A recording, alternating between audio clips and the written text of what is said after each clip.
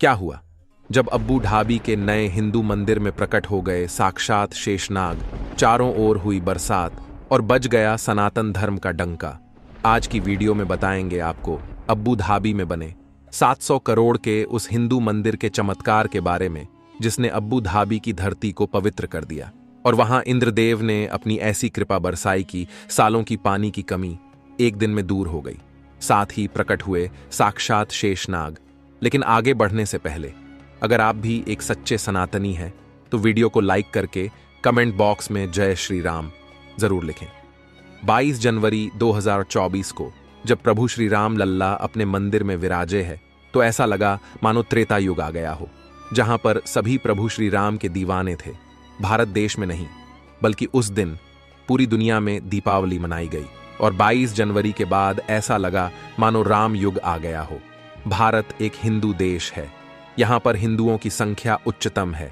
यहाँ हजारों लाखों मंदिर है जहाँ रोज सनातनी आते हैं, पूजा करते हैं। लेकिन एक इस्लामिक देश जहाँ पर सारे मुस्लिम लोग हो और बहुत कम मात्रा में हिंदू हो, वहाँ पर अगर मंदिर का निर्माण हो जाए और वहाँ पर भगवान विष्णु की स्थापना हो जाए तो ये बहुत होश उड़ा देने वाली बात होगी।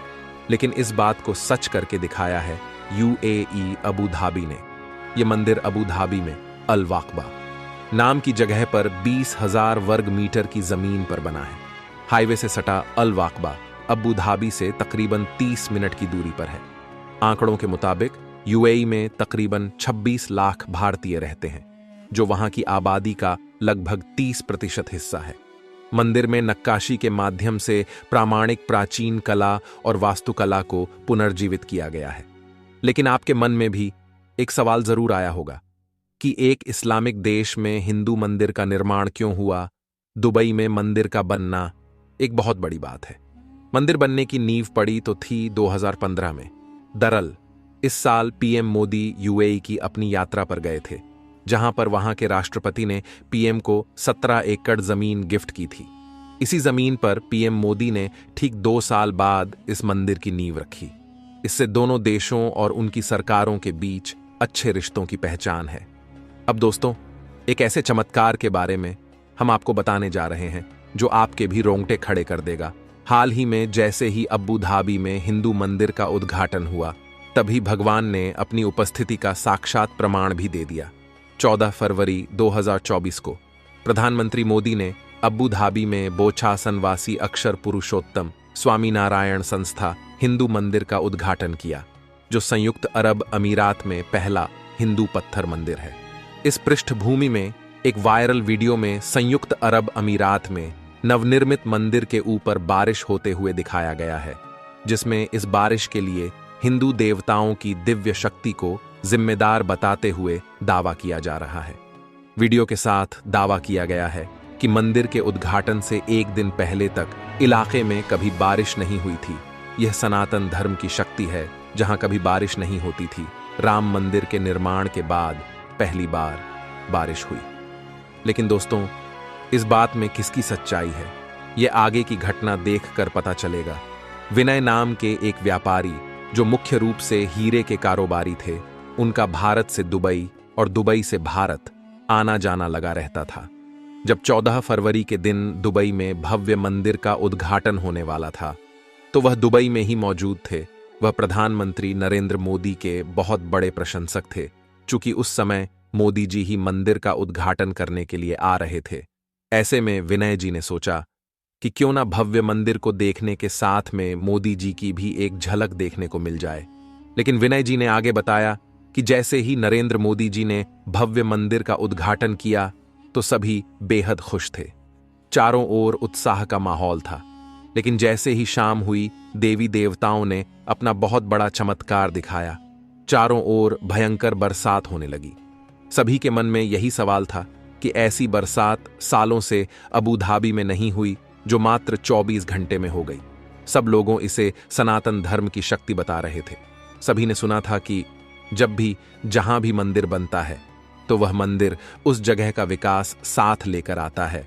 और दुबई में जो मंदिर बना था, दुबई वासियों के लिए पानी की बहुत बड़ी सौगात लेकर आया था, क्योंकि सालों से वहां इस स्तर की बारिश नहीं हुई थी।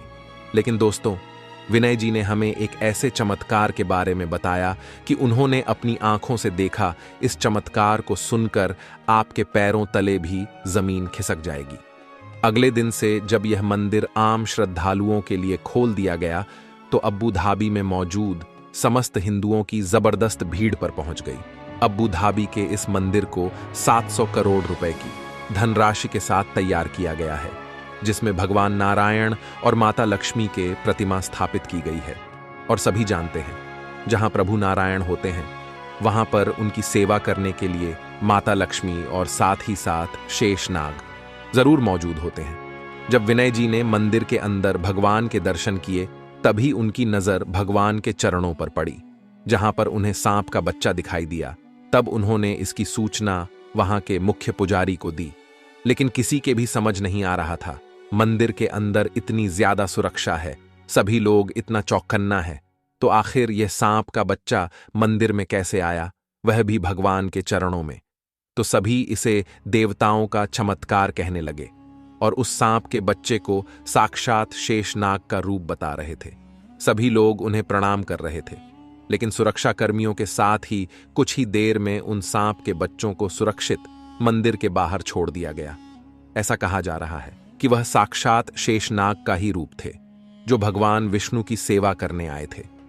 अबू धाबी में बने इस मंदिर की खास बात यह है कि इसके निर्माण कार्य में सभी धर्मों से जुड़े लोगों का योगदान रहा है।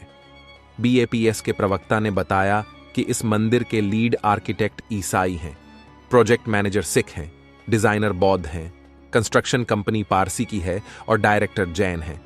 इतना ही नहीं, इस जमीन के लिए UAE के शासक शेख मोहम्मद बिन जायद अल नाहयान ने जमीन तोहफे में दी।